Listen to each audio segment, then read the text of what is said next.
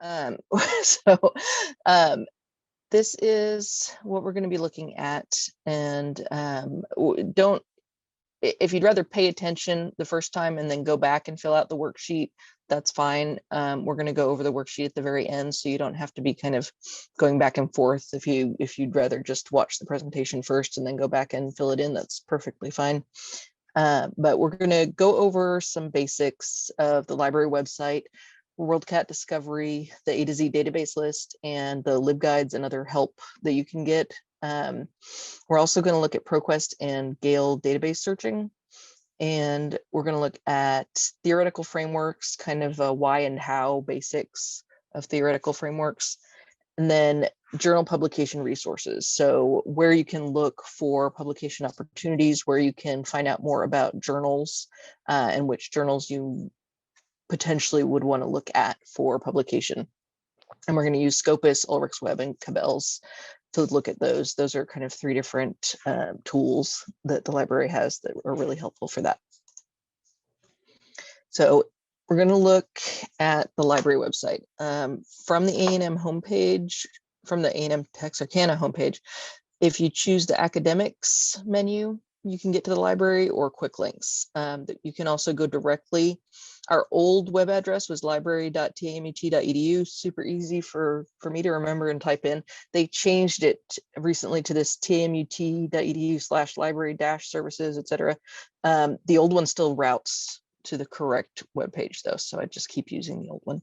But I'm going to pull up the website here. There we go. So this is our good old tamut.edu. If you go to academics, kind of right near the middle here, there's John F. Mont's library. So that's one option to click through if you don't have the link memorized like I do. And then under quick links as well. So we're going to go ahead and click through to that and kind of have that ready to go for this next bit. The too many screens open. Here we go.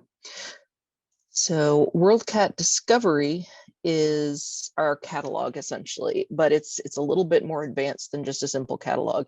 It's our Google style search for the library. So it takes all of our databases with a couple minor exceptions, and it'll send your search through everything all at once. It's really handy because you can get the most results possible because you're searching so many databases all at the same time.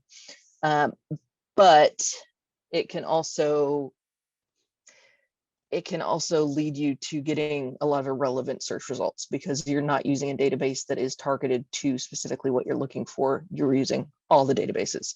So you do have to do a lot more tweaking and narrowing down if you're using WorldCat Discovery, but it is a really useful resource, especially if you're just starting a project or just looking into a topic, or if you're not getting something in the database you think you're supposed to be using and you want to figure out, okay, maybe I'm not looking in the right place. Let's see what else I can find. And then we get to this. Click, click, click. Okay, so the easiest way to get to WorldCat Discovery is right here. We put it right front and center on the library's webpage. For some reason, whenever I do a demonstration search, I always search for bees. I don't know why. But so if you do a search, you're going to get a cajillion results. This is going to be everything. So if you didn't put in any, anything else other than just bees, it's going to search everything for bees. So you're going to get books, you're going to get articles, you're going to get chapters, you're going to get videos, all kinds of things. Now it defaults to items that are held by A&M Texarkana or TC. So these are things that are available to you. If digital, then they should be available instantly. If print, then you'd have to obtain them from either A&M or TC's collection. However, you can choose libraries worldwide and get anything that's in the WorldCat database, the WorldCat catalog. It's a world catalog, and hence WorldCat. That means that you're going to see held by other libraries worldwide. And if we click into this first one, it is going to tell us that it is at Rogersville Public Library and Suburban Library Cooperative. And it's going to give us an option to request through interlibrary loan. And we're going to go over that, I think, one more time. Maybe not. That might not be in this presentation. But requesting through interlibrary loan is how you get things that are not instantly accessible to you. And you do have to log in order to use that. Let's see. There we go. Now, the interlibrary loan form, if you're using it from WorldCat Discovery, it automatically fills in all of the information about the item that you've requested, and you just have to enter in your contact information and submit that. And then we will attempt to get you a copy, either send you a file, get a digital, like get a scan done by another library if you just need a specific chapter, especially that's something good to put in notes if it is a book and not just an article. Or at the kind of slowest end of things, we'll have it shipped here. Where right now, because of COVID and everything, we're kind of we're giving people the option to request that we purchase a digital copy as well, if we're able to in the budget. But so if there's an ebook available of something that you're requesting on interlibrary loan, if we cannot get a loaned copy other than print, we will also consider purchasing an e-copy if it is available, because we're trying to limit physical exchange of materials right now. So that's a quick overview of WorldCat Discovery. As always, over on the left-hand side here, we've got our beautiful limiters, and these will help us cut out a lot of the chaff that we just don't have time to look for. So we can choose last 5 years for publication year. We can choose full text or open access. We can choose book, print, article. There's a lot of options over there that'll get these numbers down, because we've got 150,060 results, and that's a lot. So hopefully that was mostly right there stuff you kind of already knew about. Next, we're going to look at the A to Z database list. This is the list that we keep of all of the individual databases that the library can kind of give you access to through our search functions. Now, I did say WorldCat Discovery searches most of the databases, not all of them, but most of them. So if there is a specific type of information that you're looking for, especially if you're looking for maps or leisure reading books, ebooks, it's going to be best to go directly to the specific database. But for a majority of the research materials and the academic materials, the WorldCat Discovery search does hit those. So I'm going to show you the link here. The A to Z database list is pretty much exactly what it sounds like. It's a list of our databases, and it does have descriptions. No, wrong screen. There we go. Come on. Okay.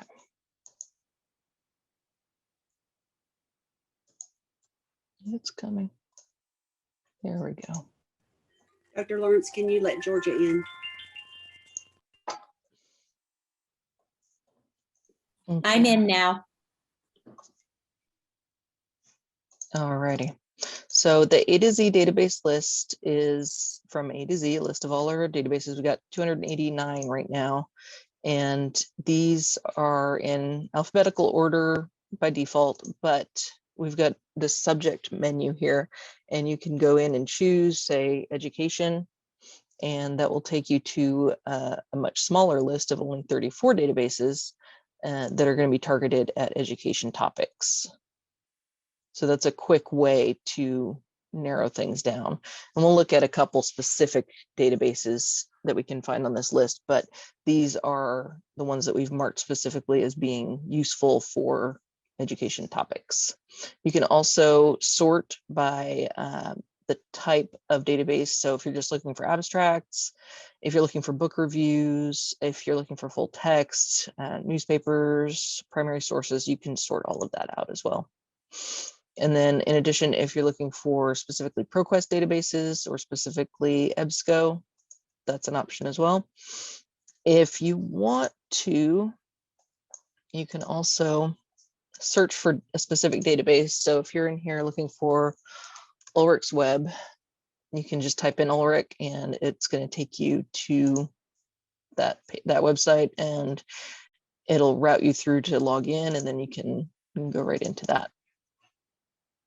So the way that we actually get to that A to Z database page, if we're not linking directly, we're going to start from the A&M Texarkana homepage. So you'd go to academics or quick links and choose the John F. Mass Library.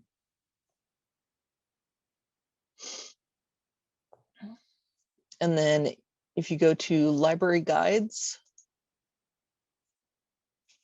these are the topic guides, but there's a link here to the A to Z list. That's not the only way to get there though. You can also go to locate library resources on the side here and choose database, which is the first option, and that takes you directly to the A to Z list. So there's a couple different ways that you can actually get there. So if you end up getting kind of lost, there are multiple routes.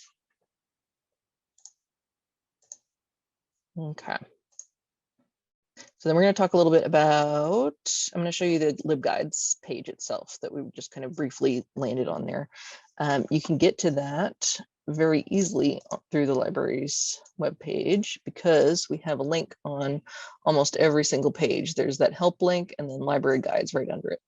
So if you just go to basically the library's homepage here where you've got the WorldCat Discovery, you've got library guides as an option.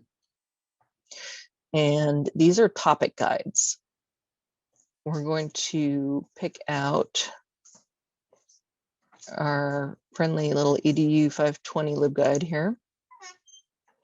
And this is organized in such a way that it's got these tabs across the top. So home, it just kind of gives you information about off-campus access and how to get help with the chat with a librarian feature. But then it has a review of WorldCat Discovery. It's got search strategies and tips here. It's got specific education databases. It has additional databases that are more broad, but also have education related information and so on. These are all designed to help you out if you are stuck or confused about anything. And that's basically what all the LibGuides are little guide pages for the specific topics that they're about. So for instance, if we go into this marketing one, it's going to give some information about some of the same things. So WorldCat Discovery, it's also going to be targeted at databases that have to do with marketing. So LibGuides are helpful more for if you get kind of, I don't know, at the stage that y'all are in, they're more for if you get kind of a brain fart and you can't remember something basic, or you need to find a link that you're not sure where it went, but they are there and they're helpful. And that covers that part. Okay, the help page on the website, it is exactly what it sounds like also. So that's the one that says help with an exclamation point. And this brings you to our FAQs, our main phone number, our text line that goes actually reroutes to the chat service here. You can chat with a librarian. The chat is actually 24/7. So if we're not available at the library and we're not logged in, some other librarian from around the world from an English speaking country is going to be logged in and will be able to help you with research. Now for specific Kendra, A&M. Kendra, This is Diana Lowe. I have used that before, Oh, and a yeah? librarian, she helped me. She was from Hawaii, and I Awesome. swear it was 2 in the morning. That's And awesome. it was so nice because she was really helping me through an I love to issue hear I was that. having. I So love it was it. pretty neat. That's awesome. Yeah, I mean, there's people logged in all the time. You might get somebody from New Zealand, you might have somebody from Hawaii, but there's librarians that are logged in waiting for people to start the chat at any time. So it is extremely helpful. For, A&M specific questions, not going to do that much good because they have access to a lot of our resources, but for policies and stuff and for internal stuff, especially COVID policies, they may not be 100% sure about how we're handling things. But for research related questions, they're excellent. We've also got our hours here at the bottom of the screen. Our hours are adjusted since a year ago, since COVID started up. So we do have slightly different hours than we have for the last several years. I do want to point out specifically the FAQs. We've got a lot of information in there. And if you type in COVID, it brings up all of our COVID related FAQs. These are things like, can I use the computer lab? If I just need to print, how do I do that? How can I place a hold? How do I get a book? Can I come study in the library? How do I return items? So these are all being kept up to date as up to date as possible on how we're handling things, and extremely helpful information there. Let's minimize that. All right. So that's kind of a basic overview of the website itself. We didn't go in too deep into anything, but kind of a refresher on where to click to get to where. And I want to stop here for just a second and see if anybody has any questions.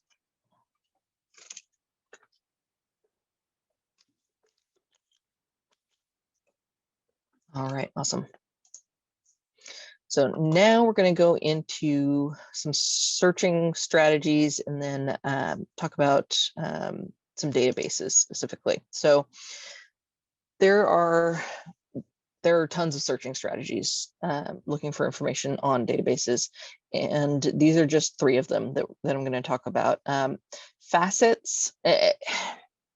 So stepping back for a sec, these are all ways of thinking about finding information.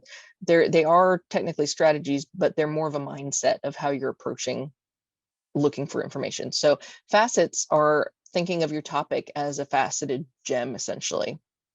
And you've got different aspects to your topic that you need to include in your search, or else you're only going to be getting kind of one side, one angle on it. So faceting is thinking about your topic in 3D, essentially, and building your search based on that approach. Thinking about your topic in, like in 3D, in essence, it can be a little tricky, but I think if a lot of times if you do a mind map, which is more of a flat kind of idea, but you start with your core topic and you kind of branch out into, it has this element and that element and this element and that element, that kind of creates the same essential picture there. I do want to show these videos, but I'm not sure how much time I have, and there's more stuff later I want to do. So actually, I think I'm going to skip the videos and just kind of explain the ideas. Basic building blocks. This is very similar to faceting in that we're taking the key elements and putting them together into a search concept. Basic building blocks has to do with taking a statement, taking your topic, kind of your thesis statement essentially, and breaking it into keywords. So you're using those specific keywords in a search to locate information about your topic. Very basic, not very complicated, but you have to approach your search in that way, because if you think you have exactly the right terminology and you're putting it in, you're not finding anything, you might have to look at those individual keywords and break them down further. It may need to be more granular. Citation pro-growing is the key to literature review, which hopefully y'all are well versed in at this point. I'm hoping. Citation pro-growing is where you find an article that is about what you want it to be about. It's about your topic. It really hits home, at least on one major part of your topic, and you steal their citations and you look those up and you find out who they cited, and then you find out the people who they cited, and you keep tracing it back until you've sort of loop back on yourself, and you're finding things that you've already found. And at that point, you know that you've got a pretty thorough view of the literature in your topic. Citation pro-growing is starting with that grain of sand, that one aspect, that one article that really speaks to your topic, and then growing it outward by looking at their citations and finding those. And then you find among those which articles are most helpful for you. You look at their citations, you go to those, and you just keep expanding those layers until you've, like I said, until you've kind of looped back on yourself and you're finding things you've already found. And then, you know, you're at a good spot to kind of feel like you have a reasonable awareness of the literature that you're looking for. Okay, switching tacks here a little bit. We're gonna look at ProQuest dissertations online. If y'all haven't had a chance to go and poke around in this, it is really, really useful. ProQuest Dissertations and Theses Global is one of our databases, and we are going to look at it. If we go to Locate Library Resources and Database, we can search up here for dissertations. And the first one that pops up here, Dissertations and Theses Global.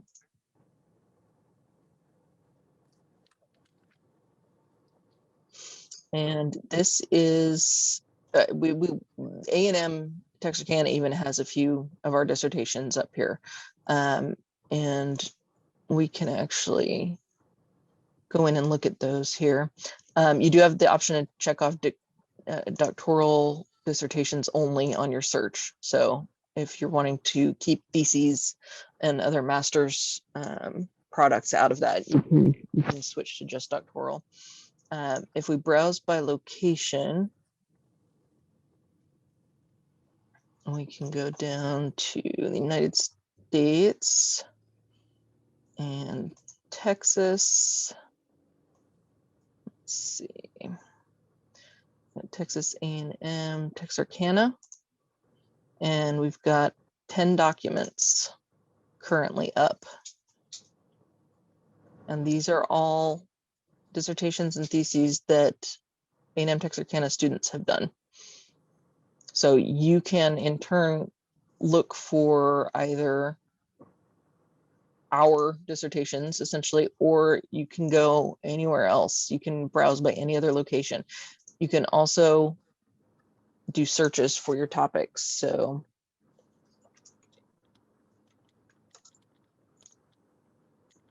let's look at educational laws. That's one of their little suggestions here. And we get 689,353 results. Now, we can use our limiters here and go to the most recent. We can also limit to full text. And these are from 2010 till now, 2023 apparently. They've got some that are not published yet here apparently. Anyway, and we can look at current dissertation work being done all over the world, and we've got full text access to all of these. So these are very useful, not only for seeing what other people are doing on, you know, the cutting edge of research in PhD programs right now, but also steal their citations. Go in and look and see what articles they're citing, and take a look at those and see if they're any good, see if they're pertinent to your research. That's part of the citation pearl growing technique. So if you are feeling like you're missing something, you can go in and see what other people are citing when they're doing their dissertations, and you can piggyback off of their hard work as well, so that you can not waste your time scrounging for resources when someone else has already helped you. That's not to say you don't need to put in the work, but any shortcuts that you can take that will allow you to put extra time into your actual analysis and research, the better. We're also going to look right now at Gale Educators Reference Complete, the topic finder, and look a little bit more at Gale itself as a resource. Now, Gale is like EBSCO or ProQuest. It's a company. So there's a lot of databases that come out of that company. So for instance, if I just put in Gale in our database search, there's a whole bunch. But I want to look specifically at Educators Reference Complete in that database specifically. A lot of the Gale databases have this topic finder option, which honestly, I'm a more visual person. So if you are also a more visual person, this topic finder is really helpful. I'm just going to do a really general search for education. And this helps you kind of visualize topics. There's two different options for looking at this. It's tiles and wheels. The tiles, it shows you based on size and color how many kind of subtopics there are. So you can click through to each of these and it will give you a couple of results here. These you should be able, yeah, these are full text that you can click through to within the database. So you can actually go through to those specific articles. But I like the topic finder, and it's that like there. Okay, I like the topic finder as just a tool within itself, because it does help you visualize the information. If we switch from tiles to wheel, it's the same information, it's just laid out differently for people who consume visual information differently. So we've got higher education, online education. So if we click into online education, it's going to give us results for that whole topic, but we can also click into one of the smaller pie pieces here. So Americans or technology or college or online courses. And the database is going to give us this list on the side here of pertinent articles. So if you tend to run into difficulties coming up with appropriate search terms, this will actually help you through that visualization come up with terms and terminology you can use and still find resources that are going to lead you in the right direction. All right. Actually, I'm going to go back to that because I wanted to talk about one more thing. Nope, we're not there yet. Okay, so when you go into a Gale database, they all look fairly similar. There's going to be a general search bar on the top, and that's essentially the equivalent of the WorldCat Discovery search, but within this specific database. So it's just going to hit everything broadly with a keyword search. It's not going to be targeted to any specific type of data. It's not going to be it's still within the Educators Reference Complete data set, but it's kind of a quick and dirty search. If you use this advanced search option, you can build a Boolean search using your and or not to join. And you can also choose if you want to use, if you want to switch from keyword to something else like the entire document or subject or author. So you can put in more specific information there and it will build a more complicated search for you. You can also pre-limit some of your search options. You can use documents with full text. You can check off peer reviewed from before making the search. And you can also look specifically for images. You can look for document type, publication title, publication subject, and all of those will just kind of narrow down your search results before you even make the search. This next option over from advanced search is subject guide search.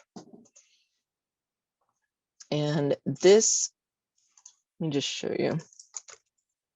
So if we just do a very general search for education, it is going to show you all the articles that it has that fall under that education subject. And this is using the database's controlled language vocabulary. So this is using the brain, the engine behind the database to help you do your search.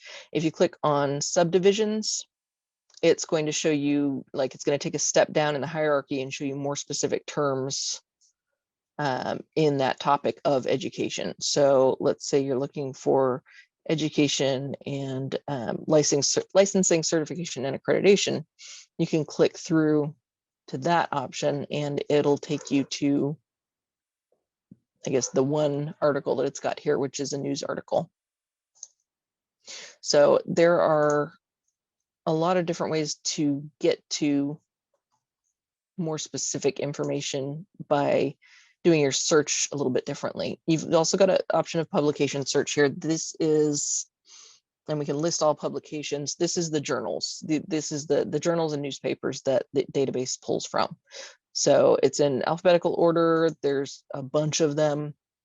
If you know exactly what the journal is you're looking for, then you can get to it through there and you can just type it in the search. If you're not sure, you can browse. And then that last option on this top menu was the topic finder that we were looking at, where it helps you kind of organize your thoughts a little bit on the topics. Let's see. Okay, so we went over ProQuest dissertations database, and we also went over Gale Educators Reference Complete a little bit, just kind of reminding you what all is in there. Are there any questions on that section? I'm just curious if anybody's used Gale's. I think that is the coolest thing ever. I'm in the A to Z database and I see several Gale directory, Gale ebooks, Gale legal, Gale literary, Gale literature, Gale book. Right. I don't see one that says education. The one that you were showing us, I don't see listed. So Let's see. It's in here as Educators Reference Complete Gale 1 file. So let's see how. so look under E instead of G. Yeah, and honestly, All right, thank you. because of how it's laid out like that, I would usually just do a quick search and do Gale Education. Oh, if I can spell. And just do Gale Education and it'll bring it right up for you. Educators Reference Complete. You can also, let me clear that out. You can also use that subject and subject menu and go to education, and it'll be in there as well. Educators Reference Complete in Gale. But yeah, sometimes the actual Gale part, the Gale 1 file, is after the name of the individual database, which can make it a little bit harder to find if you're just using the alphabetical sorting. But very good point, very good note. I appreciate you. Thank you. Dr. Lawrence?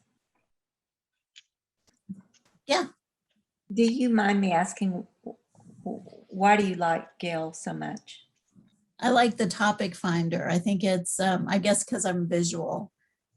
So I find it rather than sifting through things. I think it's a great way to kind of hone in on your topic. The keywords in that visual. Yeah. Thank you. Mhm. Yeah, that topic finder is a really great tool, in my opinion as well. It is, let's see.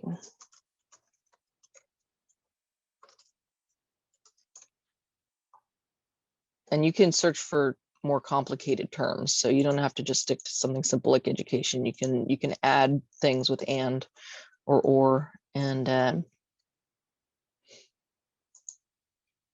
it really helps you kind of see what all aspects there are in a topic that you may have not thought about before. There are, let's see, there are topic finders in, oh, clear that out. Okay, there are topic finders in other Gale databases as well, but those will be limited to the information that is in that database. So for instance, if we go into world history from Gale, it too has a topic finder. But if we search for education in this database, it's going to look a little bit different because it's going to be history based. So if we go into United States, we can go into, let's see, health. These are all going to be more historical targeting than the educators reference complete topics. So make sure that if you're in a Gale database that you're in the one that you want to be in, because they do all look really, really similar. Like this one looks almost identical, except it says world history at the top instead of educators reference. So so if you're doing, if you're ever doing projects where you need some other kind of information other than education based, that those databases are there and they have those tools, and I find them pretty helpful. So let's kind of scoot along here and look at theoretical frameworks. So I found this really great quote on another library guide from another school, actually, and I just kind of popped it on here because it really helps put things in perspective. So a theoretical framework is used to limit the scope of the relevant data by focusing on specific variables and defining the specific viewpoint or framework that the researcher will take in analyzing and interpreting the data to be gathered. So a theoretical framework helps rein you in so you are not writing a 2,000-page paper about every aspect possible of your topic. A theoretical framework, in part, there's other reasons, but in part, it helps you focus your research, and it gives you a, I'm sure you've heard, a lens to look through to look at your research, but it gives you a chance to focus your data like you were using a lens to focus it, so that you are not all over the place, so that you are actually trying to succinctly show that something is relevant by using a framework for it to help keep your paper, keep your dissertation in line. The quote says, it also facilitates the understanding of concepts and variables according to given definitions and builds new knowledge by validating or challenging theoretical assumptions. So just because you use a theoretical framework for your paper doesn't mean that you can't kind of push the limits of it. If you think that you've spotted something in your research that makes that theoretical framework a little iffy, that's something that you can point out in your research, and that's an important part of refining theoretical frameworks in the course of doing research. So I just thought this specific quote was really, it gave me a really clear picture in my head of kind of the point of a theoretical framework in research, and how helpful a theoretical framework is when you're actually constructing an argument or compiling a paper or putting together an argument, because it gives you something to stand on to make your argument, essentially. Sorry about the dog. Okay, so when we're choosing theoretical frameworks, one thing that you really want to do is make use of your literature review. If you make a list as you go along of author, date of publication, and the theory that was used in that publication, then you can go back and look through your list and you've got a lot of really useful information. When you're looking at those theoretical frameworks, you kind of want to give it, you want to go in some ways, you want to go with your gut. You want to go with something that you think has merit. You want to go with a theoretical framework that you actually think works. It's not about just picking something that you think you can write a paper about. It's more of picking a theoretical framework or a theory that makes sense in your head so that you can actually write about it and not confuse yourself as you're going along. Another important thing is making sure that it's current theory and not a dated theory. That's part of, if you make it that list in your literature review, you got author, date, and theory used. If it is a theory that has fallen out of favor for whatever reason, you might be wasting your time going back to it. It may be something that has been either replaced with a newer theoretical framework or a more popular one, or it may be something that was kind of debunked a little bit and just isn't considered valid anymore. So make sure that you're looking at current works. Additionally, is it widely used, or is it a popular theoretical framework? Is it one that comes up over and over and over again? The good aspect to that is that there's going to be more resources for you to pull from, and that it tends to legitimize the theory more. The bad element to that is that it could be kind of overdone. Things might be starting to get redundant. You want to make sure that you're not necessarily doing work that's already been done and people are over. And then after you kind of zone in on or hone in on a specific theory that you think you want to use, can you explain it to somebody that's not in your field? Can you explain it in simple language? Is it something that makes enough sense to you that you'd be able to use it to write a paper, to use it to write a dissertation? If you don't really understand the theory, it's going to be a huge challenge to implement that theory in your research. So those are kind of some important factors to keep in mind when you go to pick out the theory. And you definitely want to do your lit review and everything with an eye for what theoretical framework people are using. So I do recommend kind of making that separate list of author, date, and theoretical framework, because that way, one, you can go back and reference it very quickly and easily. Two, it gives you a data set to look at, to choose from, and to explore different theoretical frameworks for your own research. Oh, and there is a video, a longer video where the presenter goes through all of these steps and more, and I've included that link on the guided notes as well, so you can go look at it if you are still, if you're struggling with that, which it's a decent thing to struggle with. Theoretical framework is kind of, it's a big deal, and it's also something that, unless you're really steeped in the literature and your topic, it can be confusing. So I know that was kind of a short section, but does anybody have any input on theoretical frameworks, on even if it's not questions, but just comments on choosing theoretical framework and finding theoretical frameworks?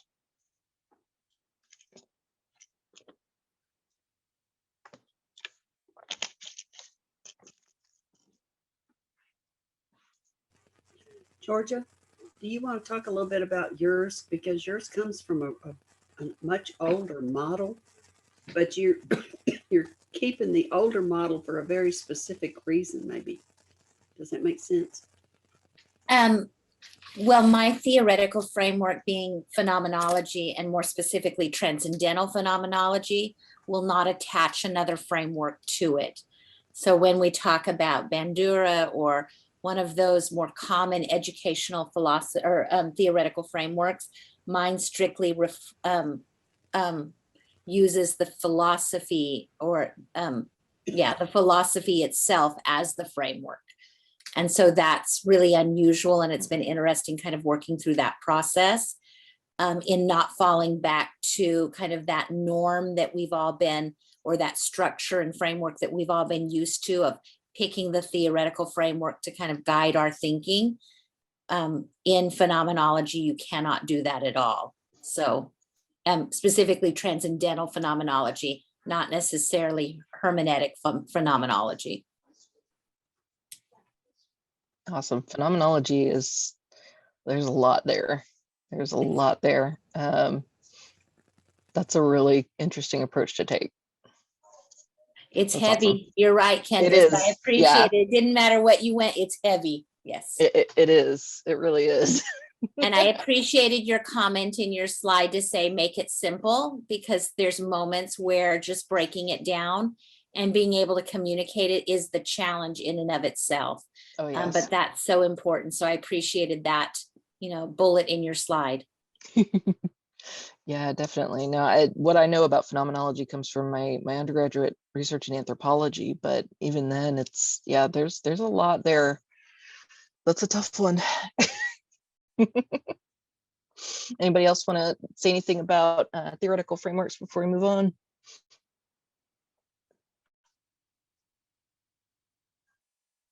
Alrighty.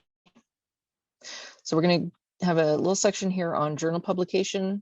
I've got kind of two objectives with this: finding journals for publication, how to identify journals to submit to using both tools and your own brain and logic, and also avoiding predatory journals, and then submitting an article to a journal, how to make sure you're following the right process. So finding journals for publication, we've got library tools, Scopus, Cabell's, and Ulrich's Web, which we'll go into. But you also want to use logic. So consider your subject area. What journals have you been using for your research? Have titles consistently come up over and over again that you're starting to kind of get familiar with, that that might be something that would be in your same wheelhouse, that would be a good fit for an article in your topic. Always investigate, look into the aims and scope of a journal, and these are actually fairly easy to find. Once you've got a journal targeted, you can find out what they are, what they claim that they're looking for, at least, and see if the journal still seems like a good fit. It may just be that they are publishing things that are kind of outside of what they want to target, and they haven't updated their aims and scope, or it might be that it's just not what they're going for. So don't necessarily waste your time submitting to journals that don't publish what you're trying to get out there. Also think critically: is a journal too good to be true? Is their acceptance rate way too high, or does something seem off? Have they got a lot of typos on their website? Check and see if it's considered a predatory journal. And Cabell's is a really good resource for doing that. So I'm going to go over that in a bit. Scopus can get a little complicated because it has a lot of metrics and scores and data in it. But essentially, it is an abstract and citation database. So it's not full text. It's not going to lead you to full articles. Scopus isn't for that.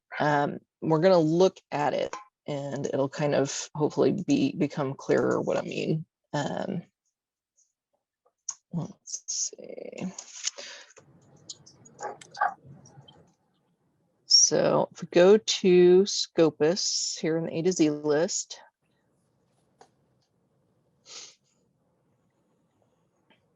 okay, so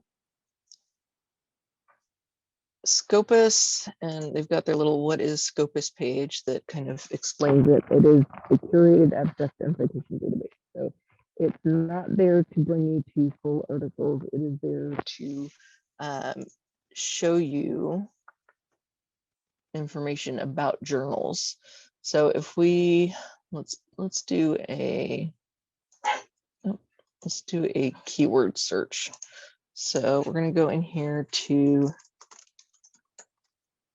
education leadership and see what pops up for us. Okay. So come back. Okay. I'm going to continue as guest. You can create your own account on here, as long as you've gone through the library page to get you to the correct login, so that it knows you don't need to pay for anything. You can create your own login, and you can do things like save items to folders and things like that. But for the purposes of just showing you here, I'm just going to stay as a guest. Now it's got limiters on the side, like usual. Here we've got years. We've got open access. You can choose all of these different levels. I'm not actually 100% sure what the gold and hybrid gold and bronze and all that mean. For what we're doing right now, that is not important. You've got author names you can choose. You've got subject areas, and it goes on and on, document type, etc. But what we're really wanting to look at here is the journals. So let's say we click into this, it's going to give us our kind of standard abstract and citation. So we've got where it was published, authors, etc. And we've got an abstract of the individual article. But we're going to look at the journal, BNC Medical Education. We're going to click into that one. Okay. So this is where we have all of the kind of what the heck is this data about the journal. Their site score from 2019 is 2.8. Their SJR from 2019 is 0.831. These things all have meanings, and they can be extremely useful when you know what they mean, but you do have to go in and figure it out, because I mean, I've seen 2-hour-long webinars about just what these scores mean, and I still have only retained a tiny amount of it because it gets complicated. Essentially, the site score is the more important one, which is why it's kind of featured down here. So site score is ranking the publication on how many other times it has been cited by other publications. So this gives it, it's got a score. Let's see it. So it's ranked at 234, and it's got a score of 1254.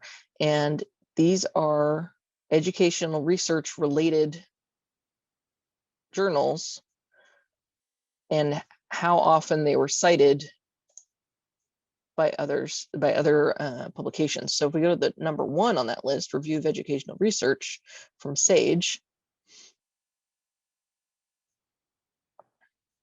the site score comes from 2,416 citations that they have tallied up between 2016 and 2019 out of 112 documents, published documents from 2016 2019. So that is what the site score comes down to. It is a score of how much this journal has been cited by other publications, by other documents.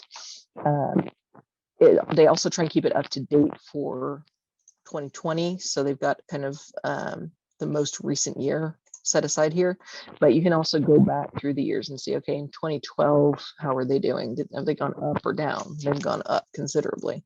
So in 2012, it was at 10.6, and then in 2019, they were up to 21.6, and now in 2020, they went down a little bit to 17.8. So this kind of shows you the fluctuations of, it's not the same as popularity, but it's the score of how often their articles are being cited, which is not a small thing.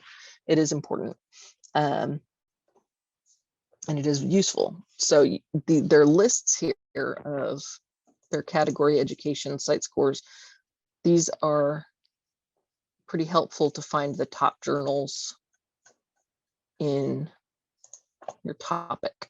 So that's the kind of, I could seriously do an hour on Scopus, and we could keep going deeper and deeper and deeper, but the best way to figure out Scopus is to either go to YouTube and look for a tutorial, or poke around and see if you can figure it out. because I could take you on a tour of it for, the next 20 minutes, and it still wouldn't make as much sense as if you were actually playing with it yourself and trying to use it.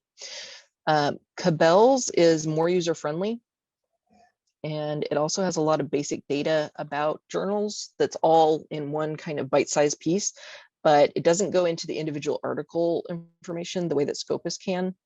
And it does, I'm gonna pick it up here, and we're gonna go look at it, because it is, like I said, much more user-friendly.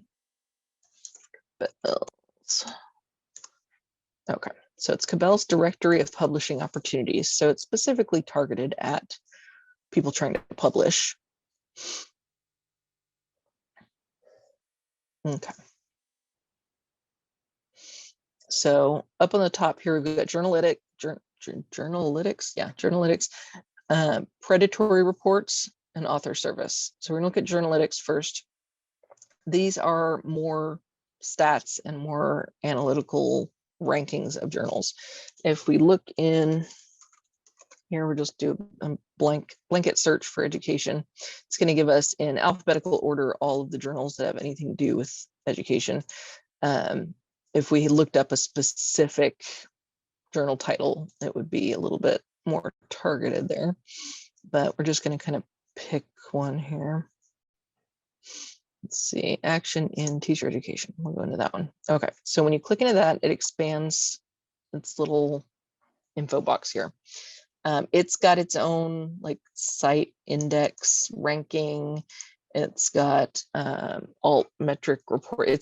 So they have their own metrics as well. And unless you're really, really deep into kind of competitive journal publishing, you probably don't need to look at that too much.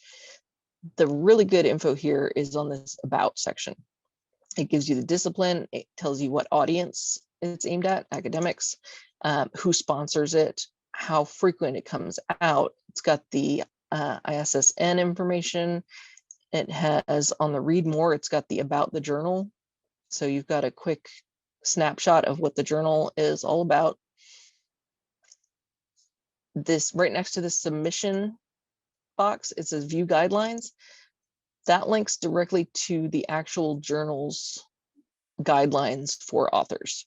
So that is a direct link. You don't have to go digging for it. You don't have to figure out what the actual page is for it. It's right there. It's linked right from Cabell's. Dogs. Sorry, I have a new rescue dog and her puppy here, and my dog's been mad about it.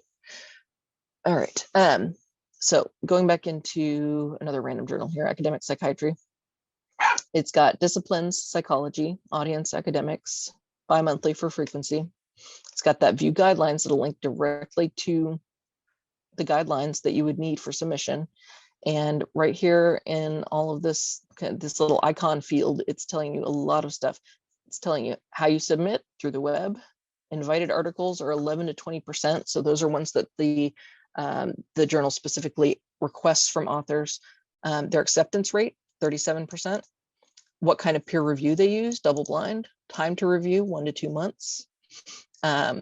It's got their targeted length for an article, 2,500 to 5,000 words. And it's got, let's see, what is that? Plagiarism screen, and if they give you comments back from the peer review. So that's a ton of information right there that you would have had to go dig through their webpage to find otherwise. So that's the real strength of the Cabell's database to me, is that it groups all that information all together for you so that it's super easy to find. On that top menu right next to where it says Cabell's and Journalytics, we're going to click over to predatory reports, because this is something that you definitely want to be aware of. So we're going to look at just kind of, I'm going to pick a random one here. And let's see. Academia Journal of Agricultural Research. So let's look at this. So it has had 7 violations that have been reported for predatory publication. Its violations are listed here. It's got integrity. It says the same article appears in more than one journal. Publication practices, falsely claims indexing in well-known databases like Scopus, DOAJ, which is the Directory of Open Access Journals, JCR, and Cabell's even.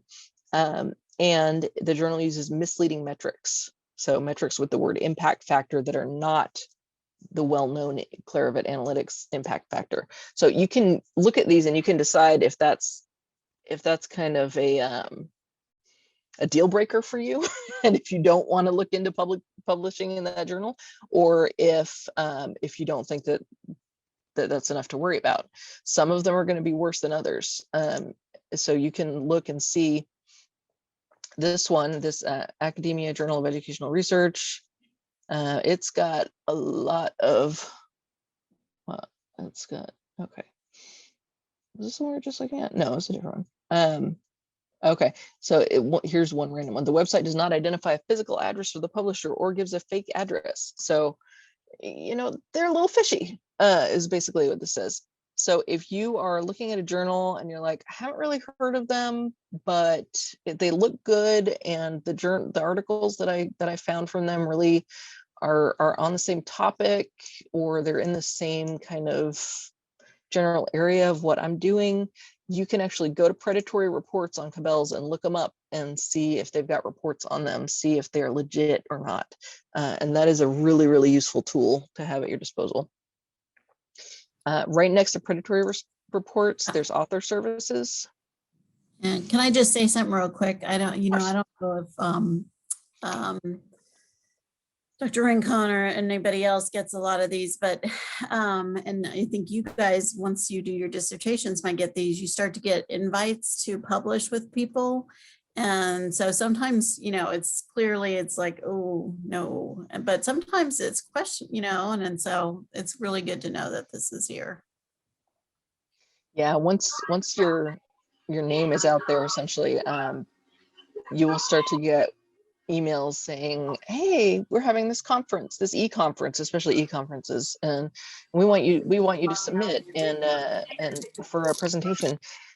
And honestly, a lot of times you can figure it out by just looking at the email. You can say, this email does not look professional, it doesn't look legit, it's got a lot of misspellings in it, which even an international journal would have proofreaders for that sort of thing. So you can often tell just the same as if you're looking at a spam email if it's legit or not, because you will get offers for publication that look pretty inviting, that look pretty good, and so rather than second guess yourself, check them out.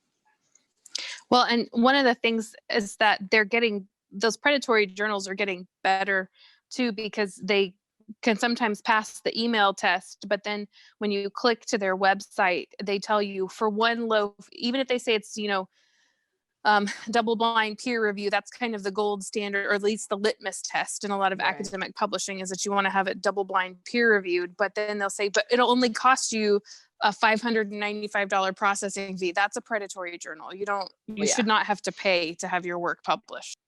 Yeah, that is a pretty bad one. Now, there are some cases where publishers will request funds, but not just for applying for publication. I know there are some that still, that still want you to pay for color pages and things like that if you want your diagrams in color. And I think there's some that if you pay an extra fee, they'll allow your article to be open access, because they want that cost to land on the individual author and their choice to make it open access, instead of just taking responsibility for adding to open access holdings, because it's a whole thing. But yeah, there are some instances where legit publishers will ask for funds, but always be wary, and honestly, usually it's unless you are crusading for open access, which is a very noble thing to do, it's probably not going to be worth it for you, especially early in your publication career, to do that kind of thing. Yeah. Quick question. Real briefly, I've heard this before and I never really delved into it. Double blinded. Can somebody in a quick, what is double blinded? What are we looking at here? What happens? Who can answer that question for us? Well, it's the peer review. So when you have a double blind peer review, that means that you have to redact all of the author's information. So the people who are reviewing it don't know who the author is, and that means that it's reviewed basically on the integrity and the quality of the work. Gotcha. Because like if you saw somebody like gosh, what's her name? Never mind, but you get the idea. I do. And does that go along the notion of masked information when something is masked? Does masked and double blinded, basically, does it do the same thing? It hides information, it covers information, it keeps information from the reader? Well, if you're talking about masked data in terms of data collection, that's a way that they like scrub the data so you don't know who your participants or who's been involved in the research. But when you say things like double blind, that's typically associated with having work reviewed for publication in a journal or in a book, or it's usually double blind is usually associated with publication. Okay, does it mean that two people read it and viewed it and? No, it means you don't know who they are and they don't know who you are. Exactly. Oh, the double. Okay, so that explains. You don't know who's looking at it, and they don't know who wrote it, and that's the double. Double blind. It's double blind for the two different reasons. Okay, I get it. Thank you. Awesome. I was with you, Melba. Thank you. Or Melba, they're just blind in both eyes. It's really late. I can't help it. It's like in the Great British Baking Show or Bake Off, where we're in the technical challenge where the judges leave so they can't see who did it. It's like that. Good. That's a good visual. Very good. Now Sarah knows I need visuals. I need to draw a picture. So we're going to lastly here look at Ulrich's Web. Ulrich's Web has a lot of data in it. It's I don't want to say it's more user-friendly than Scopus, but to me it makes more sense because it's a simpler layout, but it's not as user-friendly as Cabell's. So we're kind of in the middle there. It's this one. Ulrich's Web is more of one that's useful to go in with a specific data, with a specific journal title already in mind. It's not as good at the whole browsing by topic, but you can. It's just not as good for that. So if we go in here and search for, I'm just going to search for education. We'll see what education. This is not a topic search. This is a title search. So it's got anything that it's got education in its title. We're going to look at print and online. Don't care about microform CD right now. So I'm going to narrow that down. Okay. So let's look at what this page is actually showing us. The title of the journals here is education. There's a lot of journals titled education without any other additional subtitle. But it also gives you the publisher. So all of these are different publishers. It gives you the ISSN, which is the journal equivalent. It's the periodical equivalent of the ISBN. It's got the country that it's coming out of. It's got whether or not it is an old ceased journal. So you can think of that as no longer published, or if it's active, or if it is kind of on hold, suspended. We've also got here. Kendra, while you're looking, I have a really important question. Do they Sure. still offer references or resources in microfiche form? Yes. Yes. I don't know. The I was being facetious because I was reading microfiche when you were born, or maybe you weren't even born yet. Where's library my- has, Dr. we've got a Leeds, mic, where's we've, my amen? the library has I a got you. fairly new Melba, I microfiche spent a reader. lot of time in the library over there on off of Robinson looking at microfiche. So I got you. Yes, unreal. So they do still exist? I'm curious. They do. Now we have gotten rid of a lot of them that are redundant at this Alright. point because a lot of them have been replaced by web resources. But I believe the old the archives that TC has of the Texarkana Gazette are in microfiche. And we do have at the library a fairly recent microfiche reader that that is actually a lot easier to use than the older ones, and you can do printouts from it and stuff. So it's still around. It's still there here and I there. think it would behoove our young students, I'm not talking about middle school and high school, to take a field trip and look how far they've come. That would be awesome. Kind of put it in perspective. Wouldn't it be awesome, Kendra, for them to see how we It would. They'd love us a little bit more, I think. it can be quite a chore looking through that stuff. I love electronic databases. Oh, but yes, it is still in existence, and it is still available on the search. So if we unchecked microform, we could get 341 more results. A lot of those are going to be duplicates, though, of either the print or e versions in this journal list. So I'm going to pick like a random page here. We're going to go to page 45 of these results, and let's see, I'm going to scroll back over. Okay, so these check boxes here, these are just to select it in order to save it to a list or email or download. This second one over here is whether or not it has a table of contents.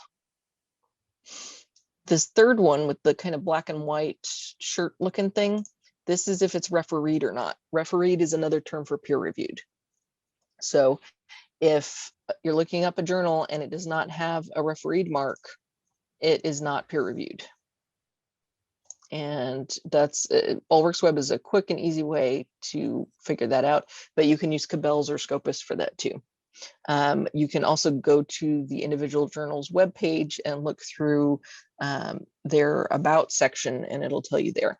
But if you are just hot on the heels of something and you want to check real quick, I usually use Ulrich's Web for that because it is quick. You just type in the name of the journal, boom, it's there. You can double check that the publisher is the right publisher, and it tells you immediately.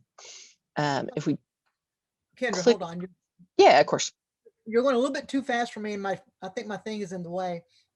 What are you calling it? The up there in the top that you're typing on to find the Ulrich. Okay, I couldn't see Ulrich. Okay. Yeah.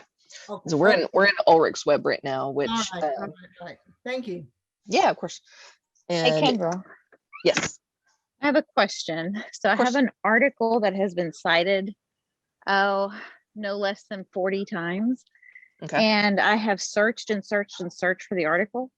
I have even done the 24-hour Mhm. search to see. And I've even emailed the author and emailed the company, and Oh, wow. still nothing. Any thoughts? Whoa. Email me the citation or if you've got a citation or the PDF of the Yes. article. I really want to look at it, and I'll dig around and see if I can help you out with that, because that's pretty interesting that it's hiding from you like that when it's been I've cited emailed like 40 times. Wow. at least, if not way more. What's the And, publication year? Probably, Like I think it's in the last 87. decade? Or, oh, No, okay. mm-mm. That could be why.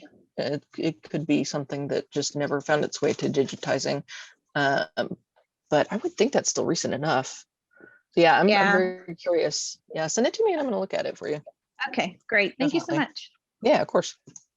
So in this list we've got here, the E just stands for if it's electronic or not. So if it's available online, and it's going to have a separate entry for each one, for each format. So the E format has its own little entry here, but then this is the exact same thing. It's just the print version.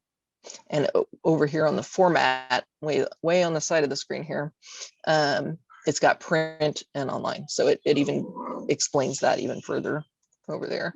So if we click into one of these, it's going to give us a lot more details. And it's going to tell us all about the publication, the start year. It's going to give us a link to the website, which is very helpful. And then we can unfold all these little carrots and find out more information. So these are the subject classifications that it uses, additional title details. So these are some of the key features for that publication, publisher and ordering details, all the way down to like what the institutional subscription cost is, which I will say that institutional subscriptions cost much more than individual subscriptions. So the individual subscription is probably somewhere more like $30 to $100 for this journal, but for an institutional subscription like what the library pays for, it's about $1,300. Then we've got online availability, and these are all the full text sources for the specific journal.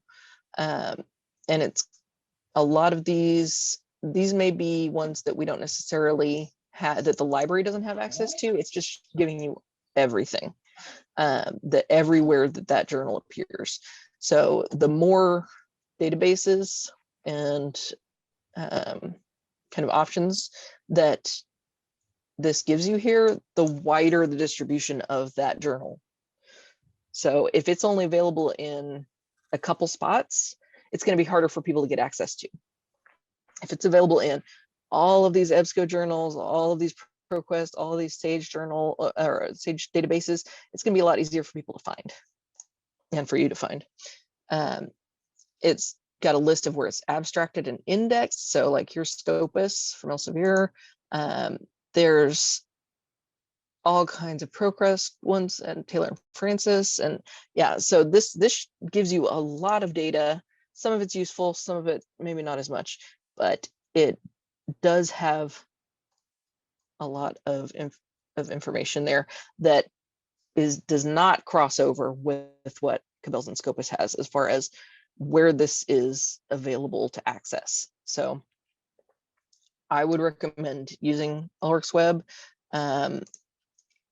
If you are seriously considering a journal for publication, I would give it a look, because it's going to give you a different type of insight than what the other two resources that we looked at are going to give you.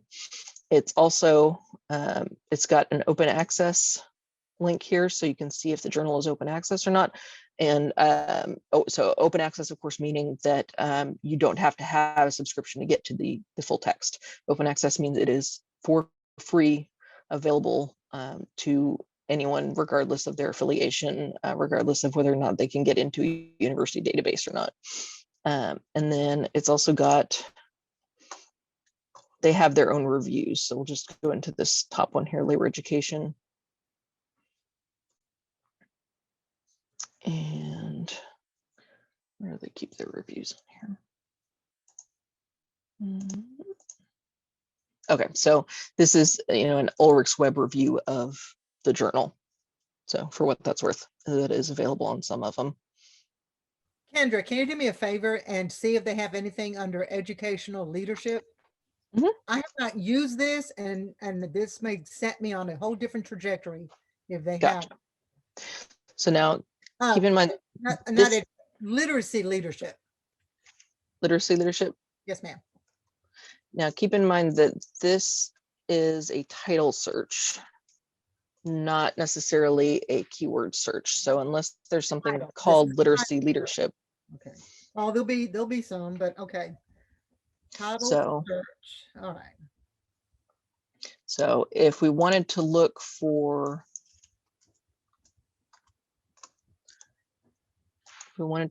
some journals in, actually Scopus would be better for that.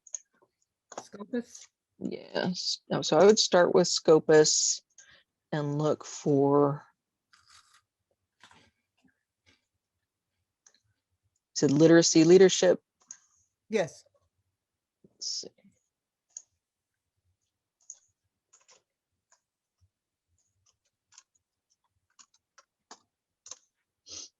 Let's see what we've got here. Okay.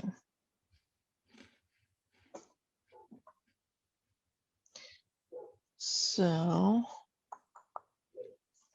these are specific articles that turned up on that. We can go in here and we can check off a specific subject. So if we were going more into psychology or more into, let's see, what does arts and humanities have for us? Okay, so let's look at this specific article. It says science instruction for science practices in K-8 schools. So if we look at this, it's going to have science education as the journal title there. So then if we skip back over to Ulrich's Web and do Kendra, does this work like some of the other things education. where if you wanted to be sure both literacy and education were there, you had to put the quotes around it, or you do literacy and education? Like a Boolean search or something in the I'm term? not sure on Scopus. I'm not sure. That's a good question. So if we were going to keep, we're trying to keep the terms together. Yeah, so Yeah. it's searched for literacy and leadership. Yeah, Is what it because searched Melba for. would want both terms, wouldn't you, Melba? So what it searched for was literacy and leadership by default. We can Okay. put, if we want it as a single term, we can put in literacy leadership, yes, in quotes, and that brings us literacy leadership from the classroom, learning from teacher leaders as one of our article titles. So it kept the term together as one unit. What did you, Doing in what did quotes. you do? You put it in quotes? Yeah. Mhm. That's under Yeah. Scopus? Yeah. So So put then if we look at, what it is in quotes. Okay. if you want to keep a multi-word term together as one unit, quotation marks, yep. Okay. So like this one's in a journal called Reading Teacher. Mm-hmm. So if we pop that into Ulrich's Web over here, got the Reading Teacher, and we can go back to Scopus and we can check, we can view at publisher, and it'll take us to the publisher's website so we can double check what the actual publisher is on this. And that's coming out of Wiley. We can see that in the Yeah, Fountas and Pinnell wrote it, so it's a, so we can see They that's part of coming. your family? Melva? yeah, they are a little bit, not Okay, much. good. Just You a little. gotta, all right, because you gotta know, there might be cousins. So you gotta know your family. I gotta know yeah, they're cousins for sure. Okay, this is good. I did not know this, and it puts it all in one place. Or the old way, I was going to EBSCO and looking at each of them one by one in the same Gotcha. general area. But this whittles it down even more. I like this. Scopus is my new friend. Definitely. So, and then this one, it says Reading Teacher is a magazine or a journal or something. So if we look it up in Ulrich's Web, we've got a few different formats at the top here. It looks like it's from the International Literacy Association, which is from the United States. These top three are microfiche, online and print. So if we just click into the first one here, just the print version, just to look at the info, we've got, yes, it's refereed, subject classifications. Let's see, title history. So until 1951, it was the International Council for the Improvement of Reading Instruction bulletin. It was the bulletin of that council. And then they changed it in 1951. Online availability is very wide, it appears. It is everywhere. Look at all of that. And we can also pull up the same thing in Cabell's. Let's look at reading teacher. And they've got it alphabetized. I'm going to try it in quotes, see if it'll. I like this visual. There you go. From Wiley, the reading teacher. So we're going to look at this. Okay. So it's from the International Reading Association. It's monthly. It's aimed at academics. And submission is over the web. It invites 6 to 10% of articles, has a 25% acceptance rate, double-blind peer review, 1 to 2 months for review. That's actually reasonably fast. 4,000 to 6,000 words is their preference. And they use APA style. Is there a number? It's gotta have a number. BR 549. Right. And they do have a plagiarism screen. So we can also click view guidelines right next to submission here and go directly to their website, which looks familiar. That's what we were just on. And this gives you author guidelines and some of the same information that that Cabell's was giving us, appropriate submissions for peer review. So they describe in detail here what they're looking for. And then from here, now, if we go to browse articles and we go to the current issue, because we have kind of skipped out of the library's umbrella from here, it's going to try to get us to log in unless it's a free access. So if it's not open access, it's going to tell us that we need to pay or log in. In which case we need to, if we're trying to get to this specific article, we need to backtrack. And the fastest, easiest, dirtiest way to get to that stuff is grab the article title, copy that,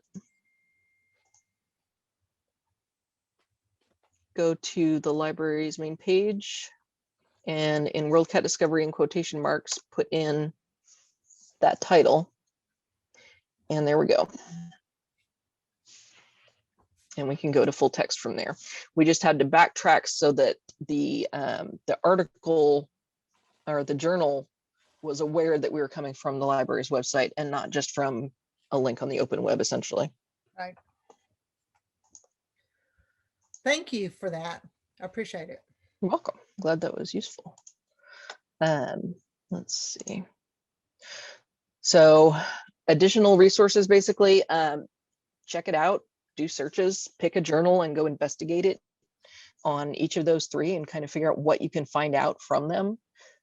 There are also not only tutorials on YouTube from other libraries, but there are company made like Gale and Scopus and Ulrich's Web and Cabell's. They make their own tutorials for how to use their products.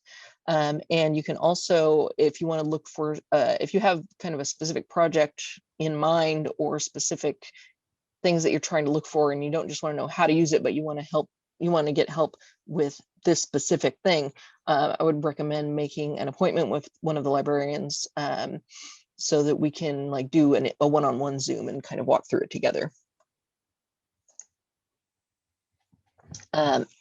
Each journal, as you saw there are tons of them, have different requirements for submitting. So they're going to have different kind of quirks in what they want. And each journal's webpage is going to have information on that in very often in great detail, in excruciating detail, on what they want from authors. Also keep in mind, peer review does take time. That 1 to 2 months that was on that one article, that was kind of rapid, but they were a monthly publication, so that was a little quicker than if you've got a quarterly publication. I bet the review time is going to be a little bit longer, and the publication process itself takes time. So if you've got like a target in your mind of I want to try to get this published by the end of next year, or something like that, then definitely keep in mind that submitting it is not the end. That is kind of the beginning of the new process. So it does take time. much less time than if you're trying to publish a book, but it does take a little bit of time. And I think we're basically at the end here. I've got one exercise that I want to go through with y'all that you can either do now or you can do on your own time. But does anybody have questions so far?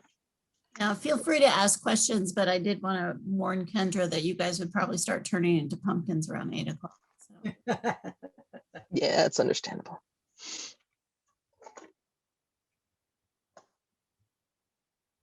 Well, how about this then? Let's just talk about the exercise, and then I still like y'all to do it maybe when you're more awake, but and I've got the details for it on the guided notes, like I've got all the instructions for it on there. But essentially pull up an article that you've used recently or plan to use, one you've got in your lit review maybe, and identify the journal title, and then go to Cabell's and look up the journal. Figure out, what the acceptance rate is, what type of peer review it uses, if it uses any, which hopefully it does. What style guide do they use for their submissions? And then go to the actual journal submission guidelines and look at that in more detail, and also find out if it has a word or page count that they prefer. I would recommend actually walking through not just Cabell's, but walking through Scopus and Ulrich's Web and looking at a specific journal, especially one that you're wanting to use, because it's really going to help you not only remember what we've just looked at, but it's going to help you figure out what those resources really mean for you specifically, and with the information that you want from them. This is, I think, this is basically my contact info, which is also on that guided notes sheet, which we're going to go over rapidly in a moment here. And then this is also the training survey. So this gives feedback to my boss saying if I did a good job or a bad job, or if you have any other feedback in general for the library or for further instruction. So if you go to that link, and I can send this an email to Dr. Lawrence after, but if you go to that link and put in the instruction date and the course name, you can just put EdLd Advanced. It's a short survey, and it lets my library director know if I've been working or not. But let's look at guided notes real quick. Okay. So you can get to the library's homepage directly at library.tmut.edu, but one path from the TMUT homepage, you can either go to academics and then choose the John F. Moss Library, or you can go to quick links and go to the John F. Moss Library. So WorldCat Discovery is the library's Google style search, because it's a big slam search that gets as much as possible all in one. A list of all the library's databases is available on the A to Z list. To get to it from the library's homepage, you use the Locate Library Resources button, and then you choose databases or database. I think it's singular, but the help page has lots of different ways to get help. It's got FAQs, it's got chat, it's got contact information, email address. It's got all kinds of stuff on it. So just remember that help page is there, and there's if something's taking you over 20 minutes, half an hour to try and figure out on the website, and you just keep getting frustrated, it's not worth it at that point. Just email us or get us on the chat and say, I am stuck on this thing. I don't want to be wasting hours on this. What am I doing wrong, or is it not working? One database for finding dissertations and theses online is ProQuest. Anybody got the answer there? Anybody remember this one? Dissertations and theses. Yes. That fun one. 3 basic search strategies. So facets, thinking about your topic like different sides of a cut gemstone. Building blocks, piecing together your search from keywords in your topic. And then Pearl citation growing, using citations and articles to find more resources. The tile or wheel topic finder can be found in many Gale databases. One Gale database that focuses on education is education, what is it called in there? Educators Reference Complete. Educators Reference Complete. If you just search for Gale Education, that's what I usually do to get to it, because I can't remember if it's educators or education, but it's educators. And then this section is more of kind of contemplation for you. Why do we use theoretical frameworks? You know, I put in my presentation that we use them in part for kind of reining in our topics so that we're not just going off on different tangents and saying, well, it could be this, or it could be that, or it could be that, or under this theory, it's that, and under this theory, it's that. It's keeping everything focused. It is literally a framework that you can build, your project on. And then to choose a theoretical framework, use your literature review. Make a list of authors, publication dates, and the theoretical framework or the theory that they use in that. And that's going to give you a tool that you can look back on and use later. Be careful to use a current theory, not one that is dated or debunked, unless you're specifically using it for a specific reason, you know what you're doing. But in general, that's kind of a rule of thumb. Then I've got a link here for the further info. It's a video about theoretical frameworks and how to choose one, how to use one, how to think of them. Being attacked by a puppy. Then 3 library data or databases and tools for exploring journals and publication. This first one is abstract citation databases with metrics searchable by topic area. That's Scopus.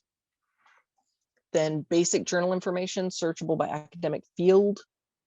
Helps with linking directly to submission guidelines and identifying predatory journals. That's Cabell's. It's Cabell's Directory of Publishing Opportunities, but people will know what you mean when you say Cabell's. And then lots of journal information can search by title or subject area. I think I'm incorrect on that subject area. I think it's more by title. But that one is Allworks Web. And then I've got instructions for that exercise at the bottom here, walking you through where to go and what to look at, because and I'm not gonna make y'all do that right now, but I would recommend that you still look this over tomorrow as kind of a way to remember what we talked about, and then go ahead and do that before it slips out of your head, because it'll give you some practice that is actually very, very good for learning. So I think that's all I got. Does anybody have any library related questions?